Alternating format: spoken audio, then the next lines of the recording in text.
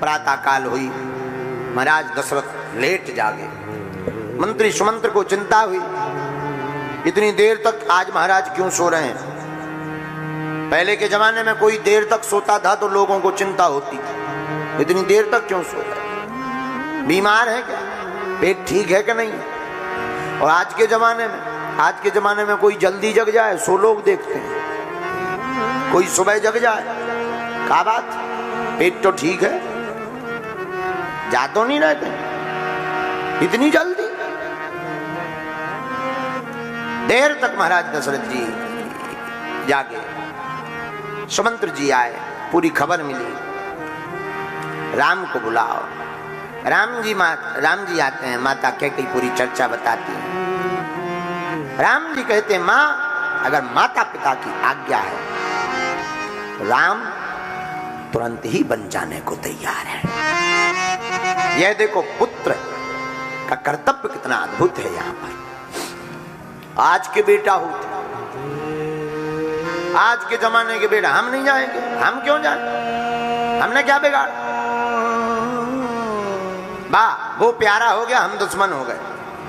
लेकिन धन्य है राम, माता पिता की आज्ञा को जिस प्रकार माना है। राम जी ने जो आदर्श स्थापित किया है, भारत के इतिहास में किसी ने आदर्श स्थापित नहीं किया। एक राजा का पुत्र वन में जाकर के वन में दुख पाते हैं, लेकिन माता पिता गुरु प्रभु की वाणी करिए बिनह विचार करिए शुभ जानी। जो माता पिता गुरु की वाणी को मानता है वो पूरी दुनिया में पूजनीय हो जाता है।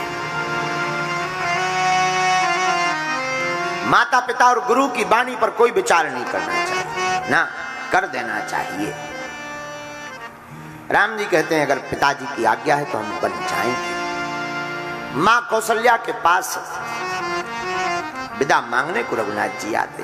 आहा, माता कौशल्या को पता लगता तो रोने लगती, राम क्यों बन जाओगे। पिताजी ने आज्ञा दी, राम अगर तुम्हारे पिता का अधिकार तुम्हारे ऊपर है तो मैं भी मां हूं, मेरा भी अधिकार तुम्हारे ऊपर है, मैं तुम्हें नहीं जाने दूंगी, मैं रोक लूंगी। लेकिन जब राम जी ने बताया मां कैकेयी मां ने भी हां कह दिया, तो कौशल्या कहती अब तुम्हें रुकना नहीं चाहिए, जाना चाहिए, क्योंकि हमसे ज्यादा तुम्हारे ऊपर प्रेम का अधिकार मां कैकेयी का है। राम ये सज्जनता है, ये दिव्यता है। और श्री रघुनाथ जी आहा सबसे आज्ञा लेते हैं, जाने को तैयार होते तो लक्ष्मण जी सरकार हम भी साथ में चलेंगे। क्या करोगे, यहीं रहो, माता पिता की सेवा करो। नहीं हम जाएंगे, हम नहीं रहेंगे। मां जानकी माता नहीं मानी, जानकी माता ने कहा हम भी जाएंगे। क्यों, नदी में पानी ना हो, नदी का कोई महत्व नहीं है। उसी प्रकार हे रघुनाथ जी, हे सरकार, हे नाथ प्राणनाथ, अगर नदी में पानी का एक भी बूंद ना हो तो नदी की महिमा नहीं है। उसी प्रकार पति के बिना पत्नी की भी कोई महिमा नहीं है। हमारे एक महात्मा हमको कहते थे, पति बिन सूनी मांग, पुत्र बिन है घर सूना। पति के बिना सूनी मांग रहती है, पुत्र के बिना सूना घर रहता है। स्त्री कितनी भी सुंदर हो पर सिंदूर ना भरा हो तो सुंदर दिखाई नहीं पड़ती है। उसी प्रकार किसी राजा महाराजा के घर पर कितना भी धन हो, संपत्ति हो, परंतु कोई संतान ना हो तो वो संपत्ति किसी काम की नहीं है। स्त्रियों का सुहाग, विवाहित माताओं का सुहाग ही सबसे बड़ी संपत्ति है, सबसे बड़ी धरोहर है। आहा, इसलिए महाराज मैं जाऊंगी। हे प्राणनाथ, रघुनाथ जी बात सुनकर के ठीक है, लक्ष्मण जी को समझाया, लक्ष्मण जी भी नहीं माने, हम भी जाएंगे। क्यों, आप तो हमारे ही सब कुछ हैं। सुमित्रा माता के पास आज्ञा लेकर, माता से आज्ञा लेकर के आओ राम जी। रघुनाथ जी ने कहा लक्ष्मण जी से, माता जी कहते हैं तो ही तुमको हम साथ में ले जाएंगे। अब लक्ष्मण जी मन में विचार करते हैं कि हम जाएंगे, क्या पता माता जी क्या कहती, आज्ञा देती कि नहीं देती। मन में विचार करने लगी क्या किया जाए, लेकिन धन्य है सुमित्रा माता।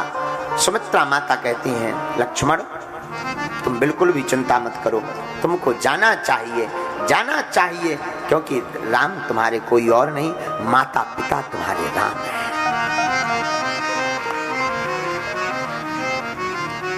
इतना सुनकर के लक्ष्मण जी की आंखों में आंसू आ गए। धन्य है ऐसी मां, धन्य है। माता सुमित्रा कहती हैं लक्ष्मण वही अयोध्या है जहां रघुनाथ जी है, जहां रघुनाथ जी वहीं अयोध्या। इस बात का आशय यह है कि अगर हम मन को अगर अयोध्या बना लें तो रघुनाथ जी हमारे मन मंदिर में रहेंगे। माता पिता से आज्ञा लेकर भगवान बलकल वस्त्र पहन करके और श्री रघुनाथ जी जानकी लक्ष्मण जी के सहित वन को जाने लगे। पूरे अयोध्या में खबर हो गई, जो राजा बनने वाले थे बन जा रहे हैं, सब रो रहे हैं, आंखों से झरझर आंसू बह रहे हैं। राम राजा जब बनने वाले थे छोड़कर जा रहे हैं। जुदाई का दर्द सबको सता रहा, और रघुनाथ जी तो प्राण है। भगवान जाने लगे तो पूरे अवधवासी पीछे पीछे चलने लगे। प्रथम दिवस तमसा तीर निवास किए, प्रथम दिवस पहले दिन भगवान ने तमसा नदी के किनारे निवास किया। सारे अयोध्या वासी राम जी के साथ, आप जाओगे तो हम लोग भी बन जाएंगे, आप रहना हम रहेंगे, 14 साल बाद फिर सब लौट आएंगे, अच्छा भी लगेगा, आपका भी मन रमा रहेगा। अयोध्या वाले बोले हमारा भी रमा रहेगा। राम जी बोले नहीं, वनवास हमें मिला है, तुम्हें नहीं माने। रात के समय भगवान ने सुमंत्र जी से कहा ऐसा रथ चलाओ कि ये सब सोते रह जाएं। खोजे मारी रथ कहूं ताता, आने उपाय बनही नहीं पाता। ऐसा रथ चलाओ कि कोई हमें खोज ना पाए। प्रातः काल रथ सुमंत्र जी ने चलाया, कोई खोज नहीं पाया। सुबह हुई, जागे सकल लोग भय भोरू, रघुनाथ भयं अति सो। राम जी चले गए, राम जी चले गए, राम जी चले गए। शोर मच गया, सारे अयोध्यावासी विकल हो गए। पूरा अवध मानो भूतिया खाना बन गया हो। मकान भयावह लगने लगे, सबके घरों पर भोजन बनना बंद हो गया। आंखों से झरझर नीर बह रहा, आंसू बह रहा, आंसू बह रहे। रघुनाथ जी चले गए, रघुनाथ जी चले गए, अनाथ कर गए। हम सब अब अनाथ हो गए, अनाथ हो गए, अनाथ हो गए, रोते रह गए। भगवान छोड़कर चले गए।